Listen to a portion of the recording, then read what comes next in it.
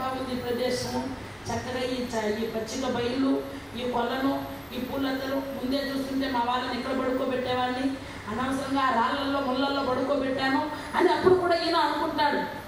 ఏమి అంటుంది నరుడా,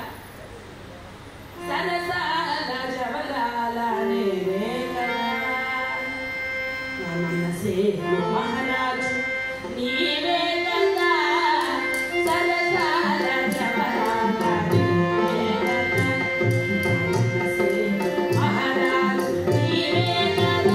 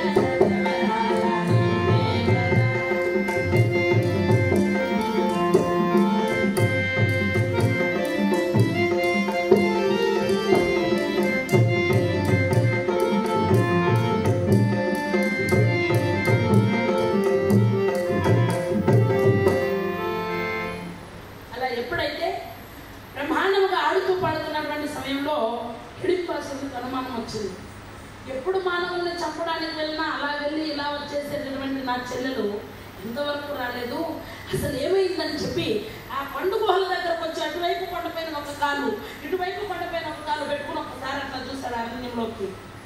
భీమసేనునితో సరస సల్లాపాలు ఆడుతున్నటువంటి హిడింబను చూస్తాడు. అవురా, ఉత్తమమైన రాక్షస వంశ సంజాత అయినటువంటి నా చెల్లెలు ఒక్క హీన మానవుడిపై ఇట్లా మోహమును నిలబడి ఉన్నాడమ్మా. ఆమె కన్నుల ముందే ఆ మానవుణ్ణి చంపి మానవ జాతి పైన ఆమెకు కలిగినటువంటి అభిమానాన్ని నశింపజేస్తానని కొండ గుహలపై నుంచి ఎదురు కదుకు దుక్కాడు. అట్లా అన్నగారు రాగానే చూసి పరుగు పరుగున బయలుదేరి ఒక చెట్టు వెనక్కి వెళ్ళిపోయింది హిడింబ. వచ్చినటువంటి హిడింబాసురుడు భీమసేనులతో తలపడ్డాడు. వారిరువురు కూడా కొండ కొండ ఢీ కొన్నట్టు మహాసంగరమందున వెళ్ళైతే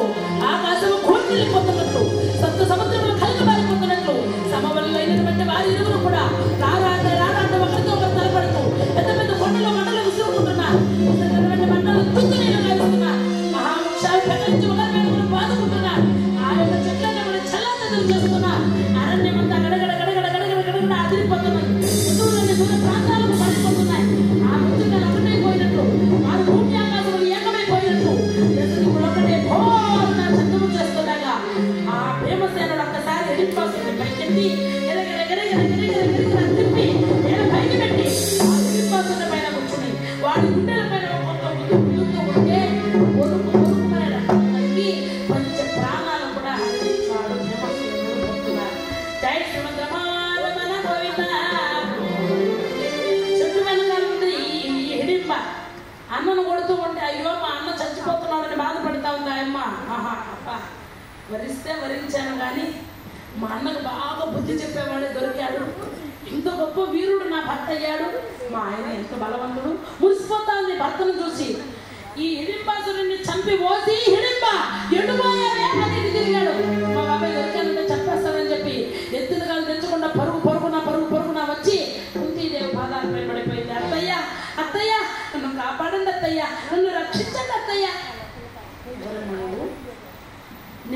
భర్తను ఎప్పుడయ్యాను? ఇక్కడ నాకు ఒకరు కాదు, ఇద్దరు కాదు, 5 కొడుకులు ఉన్నారు. నా 5 మంది కొడుకులలో ఎవరమ్మా నీ భర్త? ఈ వరుస ఎవరో నాకు అర్థం కావడం లేదు. అడుగుంటయ్యా, రక్తసిక్తమైన హస్తములతో వస్తున్నారే, అదే మా ఆయన. ఎవరు? మా భీముడా? అవునత్తయ్యా. ఆహా, చూడ్డానికి ఇంత చక్కని చుక్కలాగా ఉన్నావు. ఎందుకు మా వాడికి ఇష్టమేనా? ఇష్టమే అత్తయ్యా, కానీ పైకి మాత్రం ఇష్టమే లేనట్టు నటిస్తున్నాడు. ఆహా, ఇంత దాకా వచ్చింది విషయము. అవునత్తయ్యా. అమ్మా పక్కకు తప్పుకోవే, అది అసలే రాక్షసి, మింగేస్తుంది అంటున్నాడు దూరం నుంచి. చూసారా అత్తయ్య, నిన్నేసి మాట్లాడుతున్నాడు. ఊరుకోమ్మా, ఏడవద్దు, మా ఇంట్లో ఆడవాళ్ళు ఏడవకూడదు, నేను మాట్లాడతానులే. ఈ లోపు వచ్చేస్తాడు. అమ్మా ఇది రాక్షసకంత దూరంగా రమ్మా. నాయన, ఈ అమ్మాయి చాలా మంచిదిగా ఉందిరా, నాకు చాలా బాగా నచ్చింది. పైగా ఈమె నిన్ను వరించి ఇక్కడికి వచ్చింది నాయన, ఈమె పెళ్లి చేసుకోరా. అమ్మా, కొడుక్కి పెళ్లి చేయాలంటే 7 తరాలు అటు 7 తరాలు ఇటు చుచ్చి బాగా ఆలోచించి పిల్లలిచ్చి పెళ్లి చేయాలి. నువ్వేం చేస్తున్నావు? ఒక రాక్షస కాంతం తెచ్చి నన్ను కట్టుకోమంటున్నావు. నీ మాట కాదనలేక గౌరవంతో నేను పెళ్లి చేసుకుంటాను. రేపు పొద్దున మాకు పెళ్లి అయిపోయిన తర్వాత ఒకే పడక గదిలో ఒకే మంచం పైన పడుకొని ఉంటాం. బాగా మంచి నిద్రలో ఉండేటప్పుడు అర్ధరాత్రిలో ఇది లేచి కూర్చుంటుంది, దీనికి ఆకలి వేస్తుంది, అటు ఇటు చూస్తుంది, తినడానికి ఏమి దొరకకపోతే నన్నే మింగేసి నీళ్లు తాగేస్తుంది. ఆ తర్వాత నువ్వు నా భీముడో నా కొడుకో, నా భీముడో నా కొడుకో అంటే నీ కొడుకు ఉండడు భీముడు ఉండడు ఆలోచించుకో. చూసారా అత్తయ్య, నువ్వు ఊడుకో అమ్మ, ఏడవద్దు ఆయన. వలచి వచ్చిన తను కాదు పొమ్మనడం క్షత్రియ ధర్మం కాదురా.